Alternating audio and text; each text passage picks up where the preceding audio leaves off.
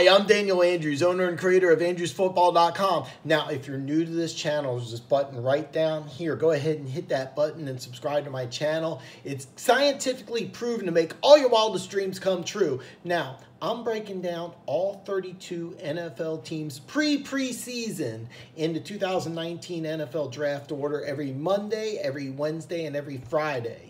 Now, today is Monday, and I'm breaking down the Oakland Raiders. I got my silver and black on. Wednesday, I'm going to break down the Tampa Bay Buccaneers. And here's what I do. I break down what I like. I break down what I don't like. But stay tuned to the end of the video. I'm going to tell you how to bet and make money on the Oakland Raiders, and if you should. I'm going to break down the over-under for you for the advanced section, the money-making section. Stay tuned until the end for that stuff. And I'm going to jump right in, and I'm going to break down what I like about the Oakland Raiders here. And the first thing I like is the roster turnover. Now, you went 4-12 last year.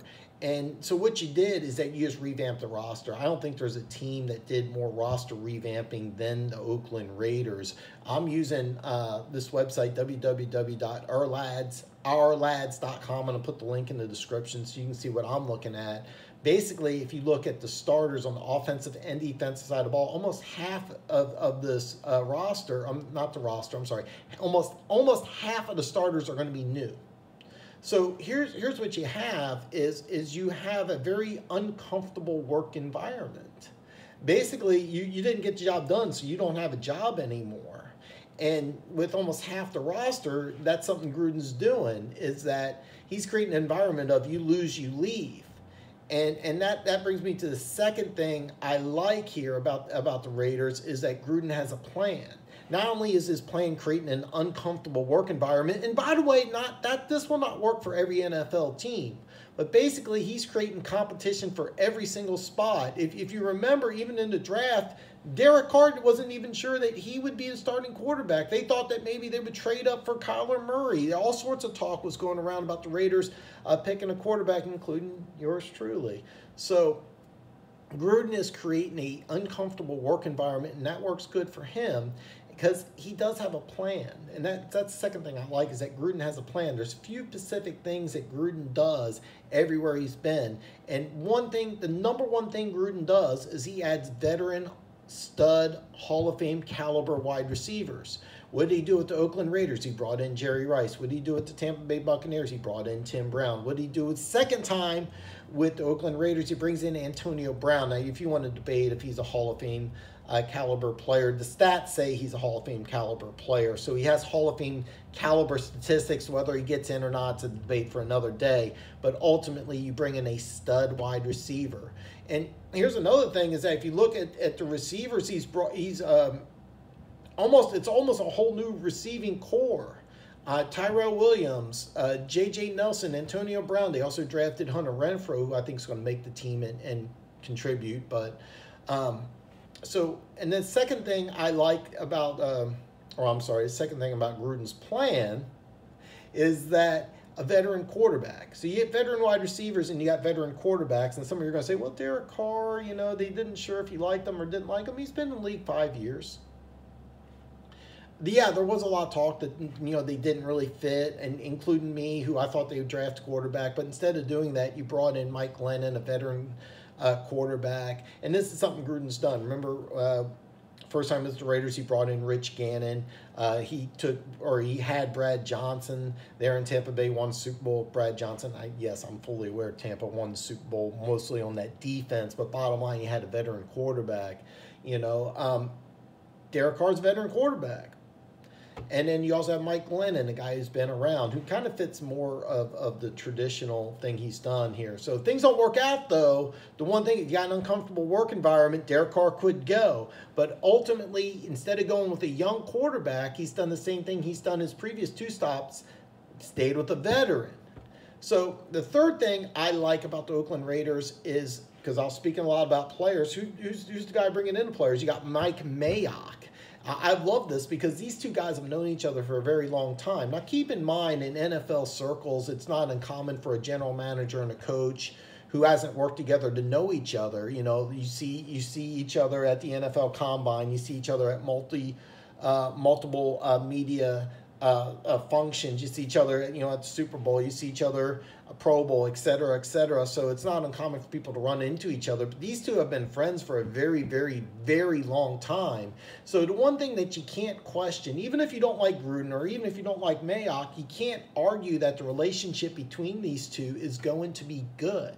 A lot of times you have a very complex or bad general manager coach situation. Keep in mind the New York Jets, you got Adam Gase and Tenenbaum, whatever. You get rid of the general manager, and of course they hired a new one, but I'll touch base on that later. But a lot of times you get a general manager and a coach that don't work together. These two do. It's going to be a great fit. Now, keep in mind the power structure is a little different. Normally, general manager hires the coach, not the coach hiring the general manager. However, the Raiders are running things a little differently. But I absolutely love this because you can't question the relationship and you can't question their football knowledge. I watched Mike Mayock on the NFL Network. Love Mike Mayock. The Raiders could not have picked a better person to work with Gruden. And then the fourth thing I like about the Oakland Raiders, and this may be a huge coincidence, but if I look at the big name free agents, Antonio Brown, Trent Brown, and then I'm looking at LaMarcus Joyner. They come from winning franchises, all right? Now keep in mind, Pittsburgh didn't go to playoffs, but Antonio Brown's been in multiple playoff games. Steelers went to the playoffs multiple times when he was there, of course. And then Joyner and Trent Brown were free agents from the two Super Bowl teams. Also, in the draft, what is it? 3 out of the top 4 players came from Alabama or Clemson, players that played in the national championship game. Plus, you get 3 players from Clemson. So that leads me to believe that this may be pure coincidence, but you're bringing in players from free agency and the draft that played in winning franchises. You're bringing in players that ultimately know how to win, and they have won. So that's something that I really like. So to recap, what I like here is that, number one, you have a ton of roster turnover. Number 2 thing I like is that Gruden's plan is in place. A lot of times you bring in a coach or a GM, they're just trying to add pieces. They really don't have a blueprint. They have a plan. Third thing I like is the general manager head coach relationship. And then the fourth thing I like is you're bringing in players from the draft and through free agency that have winning records or come from winning programs, know how to win. So now, what I don't like. They had a lot of roster turnover, but a lot of these players really don't fit. It's like putting a square peg in a round hole. You got Trent Brown, who's 380 pounds, a massive run blocker, but they're running a West Coast system where you really want faster, lighter, more athletic linemen. Well, now keep in mind, he's a great athlete at 380 pounds, but, I mean, here's a guy who struggled with weight, then you gave him $80 million, and you're going to ask him to run a West Coast. It doesn't seem really to fit. You got Brandon Marshall and Vontaze Burfict. Both of them are awesome linebackers, but they're more known for run stuffing than they are for covering tight ends, running backs, receivers. That's really not their strength. And you're in the AFC West, where you got players that are really throwing the ball all around. Plus, your number one rival right now, the Kansas City Chiefs, they got a player by the name of Travis Kelce. So which one of these guys is going to cover Kelce? That's a huge mismatch, and trust me, Andy Reid will take advantage of that. You drafted Jonathan Abram, who's one of my favorite players, but you kept Carl Joseph on the roster. So you're going to start 3 safeties, or are you calling LaMarcus Joyner a corner? It basically, I would refer to him as a safety. Maybe you want to call him slot corner. I don't know how you want to do it. But bottom line is that Abram and Carl Joseph both are strong safeties. You're going to have 2 of them? I'm a little confused. And yeah, you did draft Trayvon Mullen, but with all your free agent signings, you couldn't get a corner? I mean, look at the division you're playing in. You need some secondary help. And the second thing I didn't like, and this kind of coincides with it, is that you had the worst pass rush in the NFL, and it wasn't even close. So you added Clyde Farrell with the 4th overall pick. And now keep in mind, Arden Key and Maurice Hurst, they're rookies, but why not a free agent pass rusher? Justin Houston was available. That would have been a great signing and a great fit. Your biggest weakness was pass rush, and you didn't get a pass rusher. And then, like I said before, you didn't get a corner. So to sum both of these points together here, you didn't have, you're fitting, square pegs and round hole. A lot of these pieces don't really fit in together. And then what you did need help with, and here you are, you revamped your roster completely, but you didn't get a pass rusher or a corner, which is the two things you really needed to get. Look at this division. Look what you're going against. You got Hall of Famer in Rivers. You got Super Bowl winner in Flacco. Oh, yeah, some quarterback who won MVP in Mahomes. So why not get pass rush and secondary help? Third thing I don't like is, and this is kind of nitpicky, but you had 3 first-round picks, and yeah, Jacobs fell to 24. Most drafts, you don't have the best running back in the draft available at 24, but basically your top 4 picks, you overdrafted all of these guys. Clyde Farrell, nobody had him going top 5. Nobody. Basically, universally, he was considered somewhere between 50 and 25. Now, I love Clyde Farrell, but you could have traded down and got him. You didn't have to trade. Now they came out and they said, well, we had him rated just as high as Bosa. That's baloney. If Bosa was available for you, jump all over that. And then, if you really liked Farrell, maybe you trade up to try to get him. But, nobody had Farrell going at 4.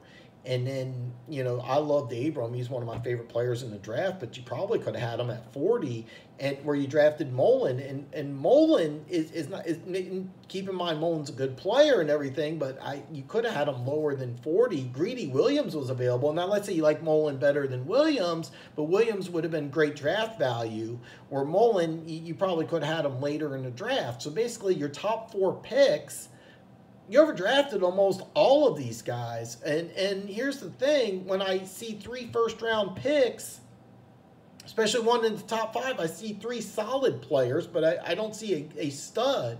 And keep in mind, Clyde Farrell's where you drafted Khalil Mack. Khalil Mack was 4th overall player. Khalil Mack was a much better prospect than Clyde Farrell. It wasn't even close. So, and I keep in mind, if Farrell becomes a double-digit sack guy and a perennial Pro Bowler, I'm going to have to eat my words. Now, Jacobs is a great fit at 24, but a lot of people thought he'd go 24, 27. By the way, for you fantasy football people, pick up Jacobs earlier than later. This is a guy sooner or later is going to get about 20, 25 touches per game. It just depends on how quickly he picks up the system. So keep in mind that. That's my little fantasy football tip here. And then the last thing that I don't like about the Oakland Raiders is look at your division. All right, you could finish 8-8 and finish dead last. The Chiefs and the Chargers are legitimate Super Bowl contenders. Both of them went 12-4 last year. So here you are. You got 2 teams that went 12-4, and you went 4-12. You're really in the wrong division, because realistically, you could finish 500 and finish dead last. The Chiefs and the Chargers are competing for a Super Bowl. Even the most diehard Raiders fans has to admit, hey, we're not a Super Bowl contender. Okay, you're just not. And the Broncos made a lot of moves, and they could be legitimate wild card contenders this year. You finish 8-8 in this division, you could finish dead last. So kind of to recap here, what I don't like is that, yeah, you had a lot of roster turnover, which is a good thing. A lot of these pieces really don't seem to fit. You really had a lot of pass rush deficiencies. You didn't really address that. Yeah, you got Clyde Farrell and Hurst and Key were rookies, but Justin Houston would have been a great signing. Maybe you didn't want to go there. I can't speak for him, but bottom line, you could have signed a pass rusher and you chose not to. Same thing with some secondary help. You really, I think, needed more than just Joyner. Third thing, and it's like I said, it's kind of nitpicky, but you had a lot of the high draft picks. You basically overdrafted all of them, all your high draft picks. Some of the later picks I thought were really good value picks, but I'm just looking at the top 4. And then finally, the last thing about the Oakland Raiders I don't like is that you're just in the wrong division to be rebuilding. I mean, you got two teams in this division that are legitimate Super Bowl contenders, and you're still rebuilding. So that's a recap of what I don't like. Now, the advanced class, the money-making part. I told you to stay tuned till the end because I'm going to teach you if you should bet on the Raiders and how you bet on the Raiders. Here's the drill. The over-under on the Oakland Raiders is 6. The way it is today, right now, it's over is -130. The under is +110, which means that if you bet the Raiders to win more than 6 games, you have to bet $130 to win 100. And if you bet on the Raiders to win under 6, a $100 bet will win you 110. What does this mean? A lot of people are betting the over. This actually could jump up to 6.5. I actually think it will jump up to 6.5 because I see a lot of action going on the over, and that's what I strongly recommend you do. This is the Raiders. When I look at the Raiders' schedule, it's brutal early. Okay. And with roster turnover, it's going to take some time. I can see them having a really, really slow start. But when I look at the schedule towards the end here, I actually think that they could realistically finish 3-1. They have home games against the Titans and the Jaguars, at the Chargers and at the Broncos. The Chargers, they could have wrapped up a playoff spot. They may be in contention to put in the backups, rookies. Now, keep in mind, they could be playing for a playoff spot. At Denver, that's also a winnable game. Realistically, this team could finish the season 3-1. Out of all the teams I've done so far, I think I'm most confident on over 6 for the Raiders. I think the Raiders, here's the thing about the Raiders. You're going to look at this team and you're going to see a 4-12 team. You can't do that because this is a completely different team. You have so many new players.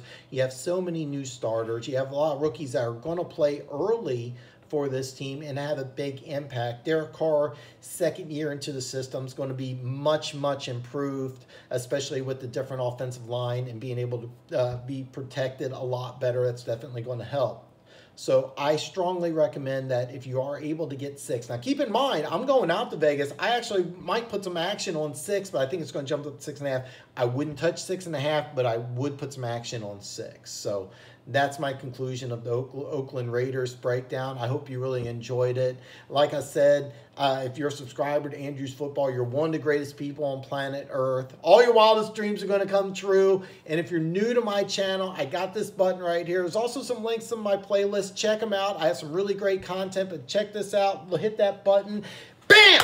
And hit that button. I messed that up, but that's okay. Become one of the greatest people on planet Earth. Wait till Wednesday. I'm going to break down Tampa Bay Buccaneers, so I'll see you Wednesday.